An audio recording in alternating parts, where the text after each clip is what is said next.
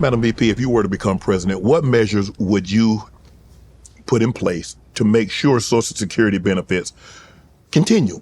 Because there are reports that it could possibly be depleted by 2033. And there are estimated that 11,000 people turn at least 65 years of age every single day. Yeah. So what are you going to do to make sure, because that, people, disability, retirement, survivors with beneficiaries, what are you going to do to make sure that that continues?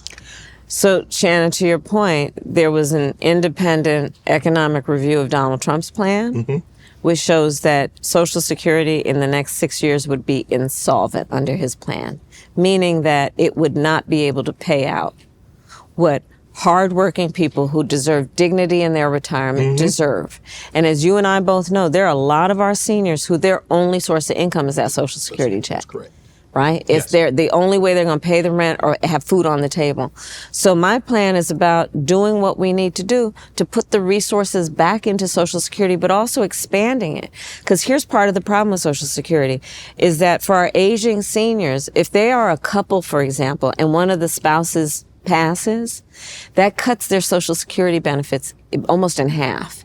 So part of my plan is to reconfigure it so that that surviving spouse does not then have a crisis where they've already lost their loved one.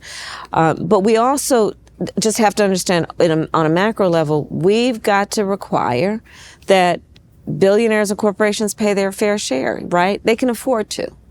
And that's part of what is the difference between me and Donald Trump. My plan is about tax cuts for small businesses, for working people, for middle-class people. 100 million Americans will benefit around tax cuts.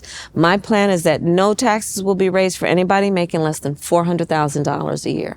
My plan is that we give young parents a $6,000 child tax credit to help them pay for child care, for a crib or a car seat, because you and I both know the vast majority of our young parents have a natural desire to parent their children well, but not always the resources. And back to the way I was raised, I know that the children of the community are the children of the community. That you and I will benefit from that young family having the resources they need. So it's about all of us benefiting, but it's a state of mind and it's a perspective. Mine is about thinking about the challenges people face and getting them help. Donald Trump is full-time focused on himself. You watch his rallies. He will spend full-time talking about, I was going to say Freddy Krueger, Hannibal Lecter. Might as well be Freddy Krueger. Hannibal Lecter. He'll spend full-time talking about his grievances, about what everyone has done to him. He'll talk about himself, but he does not talk about the American people. He does not talk about what he's going to do for middle class. He does not talk about what he's going to do for families, for working people. And we're 12 days out. This is probably one of the most serious elections that we have faced in our lifetime. My perspective, and I will be the kind of president who spends full time focused on the needs of the people. That has been my career. I have spent my whole career as a public servant trying to uplift the condition of other people, knowing what is possible and doing it with a sense of optimism. On January 20th, a new president is going into the White House. Period. A new president is going into the White House. Do you want to look at the Oval Office and see a Donald Trump who's going to be sitting there filling out his enemies list, spending full time figuring out retribution and revenge, or looking at the Oval Office and knowing you have a president in there who's creating a to-do list that's about what to do to help the American people? Go James and the Lakers are back putting on a show, and you know I got to get the best deal on tickets. That's why I need to tell you about my sponsor, SeatGeek. With over 28 million downloads, SeatGeek is the #1 rated ticketing app. There are more than 70,000 events on SeatGeek, including concerts, sports, festivals, and more sports. I'm excited to go see the Lakers dominate the Sixers at the Crib. They put all their tickets across the web in one place to make sure you're getting a good deal. Each ticket is rated on a scale of 1 to 10. So you look for the green dot. Green means good, red means bad. And you know I came through for you guys. Use my code Shay Shay for $20 off tickets at SeatGeek. That's $20 off your first purchase with promo code Shay Shay. So raising minimum age of Social Security, that's not on the table for you? No. Look, people work hard all their lives. And they deserve to be able to retire with dignity. I'll tell you how I come at this. I come at it from a number of perspectives, including thinking about how I was raised in terms of how you take care of the elders, right? I think about it in terms of taking care of my mother when she was sick and dying from cancer. So one of my policies, for example, is to help Medicare pay for home health care for seniors. Why? Because, look, I did it, and it means, you know, trying to cook for an elder, to make something they feel like eating, right? To help them put on a sweater. And we have so many people who are in the sandwich generation. They're raising their young kids and taking care of their parents. And either they have to deplete their savings to qualify for Medicaid, right? To be able to help pay for home health care, or they have to quit their job to do the work of taking care of their kids and their parent. And I just believe that's not right. That we should have policies that give people dignity, especially our seniors. So my plan is Medicare pays for home health care. Okay. And no, I would not raise the age of eligibility for Social Security, because the same thing, we shouldn't force people to work until they're 70 in order to retire and have a moment to just enjoy their life and not worry about how they're going to pay their rent. Is Medicare for all a priority for you? What is a priority for me is making sure that access to health care is a right and not just a privilege of those who can afford it. That's why I am in favor of and have pushed and been a leader on capping the cost of insulin at $35 a month. And why I intend to allow Medicare to actually negotiate against the big pharmaceutical companies to bring down the cost of prescription medication for everybody. That's why I have fought for what we need to do around making sure Medicare covers senior care. Access to health care should not be a question of how much money you have in your back pocket. That's just not right. And I feel strongly about that. Blacks for Trump. They feel that Trump is better for the black community. Can you explain Donald Trump's history with blacks? Where did this come that all of a sudden, I mean, it's been like this because a lot of people used to say, I'm Donald Trump of the ghetto, because he was, I mean, for a lot of blacks, not all, but for some blacks, he was, Madam VP, whether we want to admit it or not, he's revered by some blacks. But here's the thing. The question for everybody, should he be president of the United States? Okay. Right? That's the question. Should he have the ability to sit behind the seal of the President of the United States when he says he wants to terminate the Constitution of the United States? You know what that would mean? In the Constitution of the United States is your Fourth Amendment right against unreasonable search and seizure, your Fifth Amendment right, your Sixth Amendment right to an attorney. Well, a lot of rights going to be gone. The First Amendment. But the First Amendment, the Second Amendment. Yes. Look, I'm in favor of the Second Amendment. I don't believe we should be taking anybody's guns away. He wants to terminate the Constitution of the United States. He is the same one, like I said earlier, who denied rent to black families, who took out that full-page ad in the New York Times calling for the execution of those children, who birtherism accusations against the first black president. Not to mention please ask folks to Google Project 2025. Yeah. He would get rid of the $35 a month cap on insulin. We know how many of our seniors had it. I'll give you another example of why Donald Trump has not earned the support of folks to be president of the United States again. When he was president the last time, during the height of COVID, 1 in 3 black Americans knew somebody who died from COVID. You remember those days? I do. And people couldn't get their hands on a COVID test. At that very same time, Donald Trump as president secretly sent COVID tests to the president of Russia for his personal use. While Americans were dying every day, he has not earned the right to be president of the United States. It's one thing if he has a television show that's very popular. He can put his name on a building. Even though we all know he was not a terribly good businessman, which is why he filed for bankruptcy 6 times. But that is one thing. To be president of the United States means to try and find common ground, to build consensus, to lift up the American people instead of trying to beat people down all the time. It means solving problems. which means you have to be able to get out of your own head and scan to be concerned about the well-being of other people and then do something about it. Does anyone think Donald Trump thinks that way? Yeah, well, empathy requires you to divorce your own ego to see yourself as someone else. That's exactly right. And we know that's not his character. So it's about, is this the right person for that job, right? He said immigrants are taking black jobs. I don't know what those black jobs that they're taking.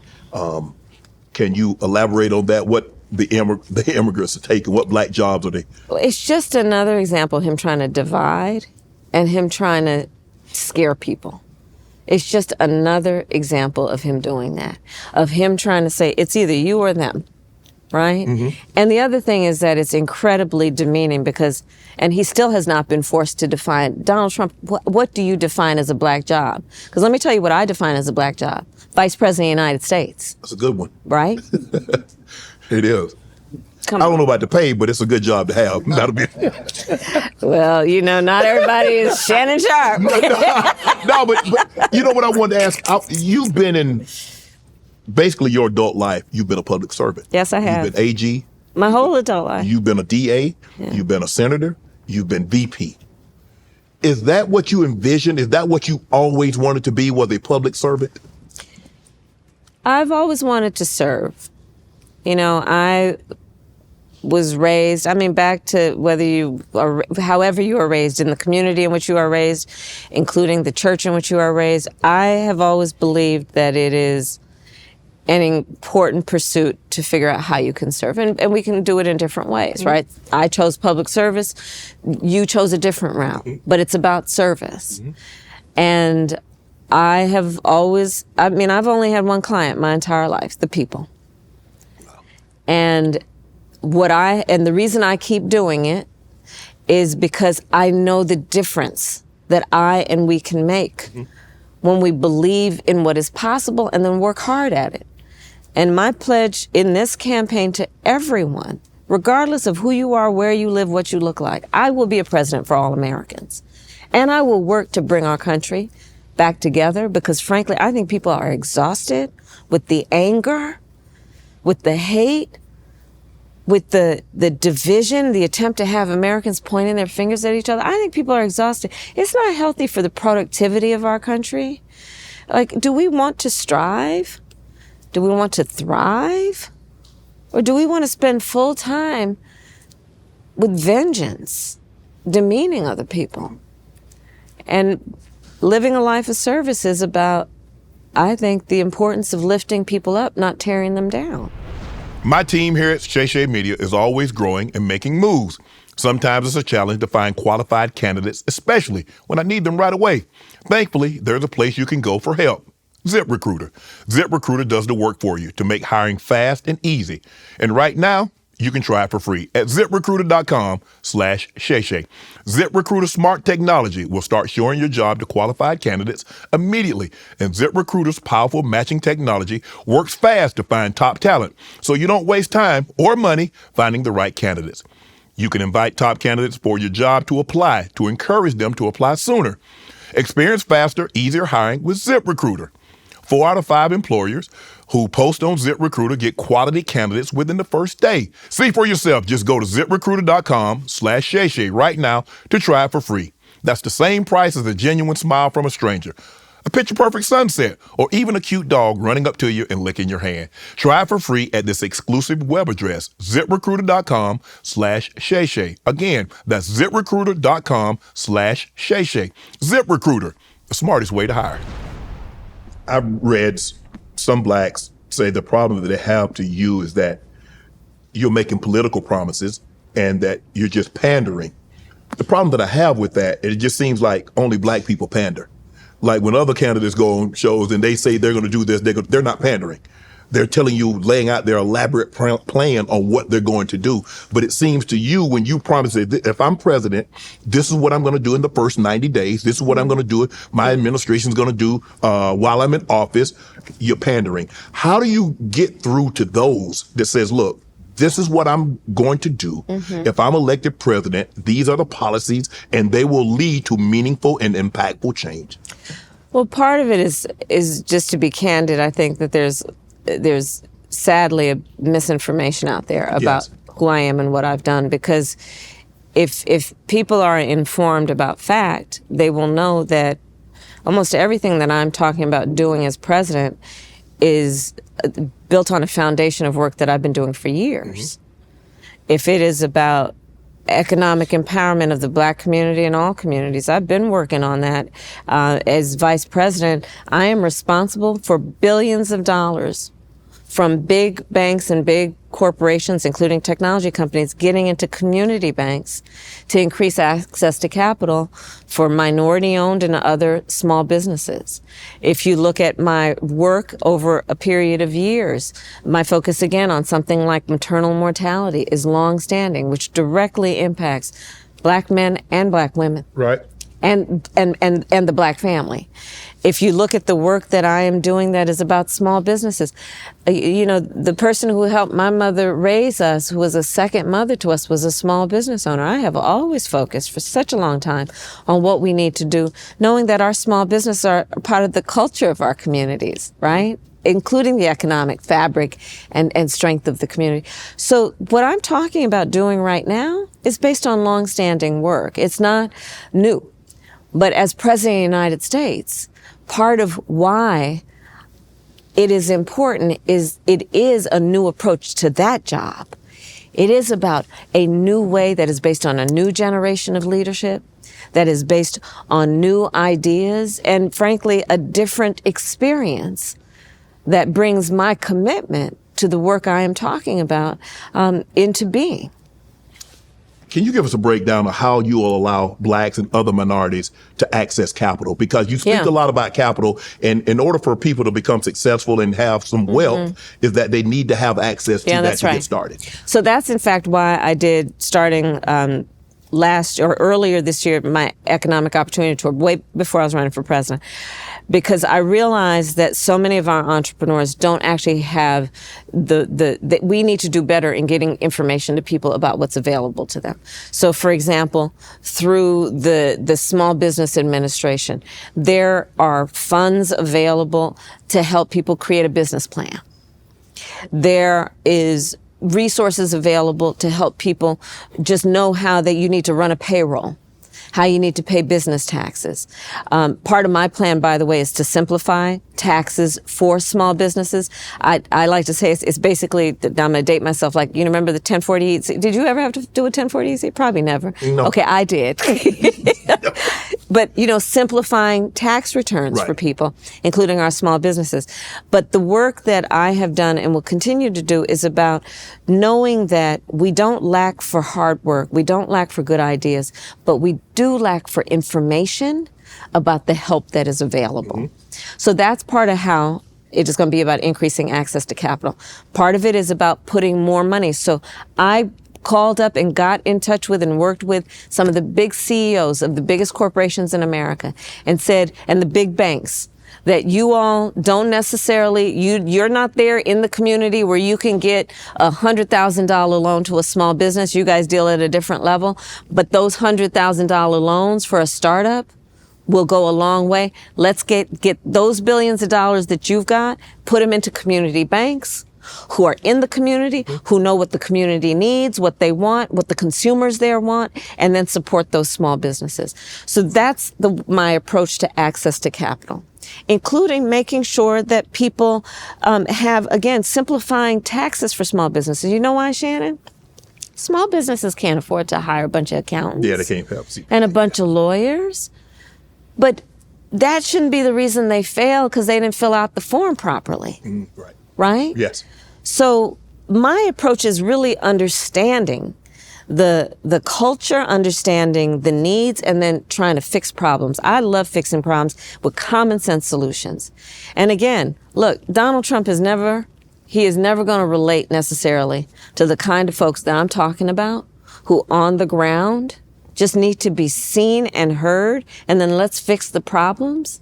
Let's address the challenges to let them not just get by, but get ahead. And I want to put a fine point on this. Maybe it's a new perspective. I think it is. I believe that we have had great success in bringing Black unemployment down to historic lows. Yes. But for me, that's a floor. For me, that's a floor. Because what I know is that it should be baseline that everybody's working. That's not enough. People want to build wealth. Yes. And intergenerational wealth. Correct. And I want to help people do that, right? Mm-hmm. I know what folks want to be able to take a nice vacation from time to time, have nice Christmas gifts for their kids under the tree. And it can't just be about, well, you've got a job, applaud me for what I've done for you. Right. And that's the spirit with which I do my work. Listen, unfortunately, I've gone viral a few times, but I've never gone viral for GLP-1s for weight loss. So you've probably heard about the once weekly shot that can help you lose an average of 20% of your weight in a year when combined with diet and exercise. But you also may have heard that out-of-pocket costs can be huge, and figuring out insurance coverage is wild. Now Ro is making it easier to see if you're covered for GLP-1s to help you get the best price out there. Want to hear my favorite part? They'll check for free. Yep, it won't cost you a dime to find out if your insurance will cover GLP-1s. 100,000 members and counting have trusted Ro to check their coverage and get the meds at the best price possible, depending on their insurance plan. Just submit your insurance card, and Ro will create a personal insurance coverage report so you can understand your options. Go to ro.co/Shannon for your free insurance coverage report. That's ro.co/Shannon. Start losing weight sooner with GLP-1s through Ro. I saw President Trump on a TV show, and he talked about defunding the Department of Education. Yes. Basically, we know that's going to affect communities like us that don't have the resources. Mm-hmm. And then because he says he doesn't, if they taught about slavery, which is a part of our history, it's that they're trying to cover up. Yes. That they're trying to cover up. They talk about racism. And he said, well, what we would do if they talked about it, they wouldn't get funding. And we know what communities are going to be most impacted by non-funding. And understand that they want to get rid of the Department of Education and get rid of Head Start. You know whose kids are in Head Start? They want to, it is, and to your point, and I'm so glad you pointed this out, you know, these are the same people who basically suggested that enslaved people benefited from slavery. The same people who are trying to ban and are banning books. Mm-hmm. And again, if we don't teach America's full history, we will never ensure that we don't make the same. Yes. To do those same things again. Want to join Club Shay Shay? Become an official member by hitting that subscribe button, where you never know who's going to be joining us for drinks and conversation. Don't be late to the party, because you know we like to do something before 2 something.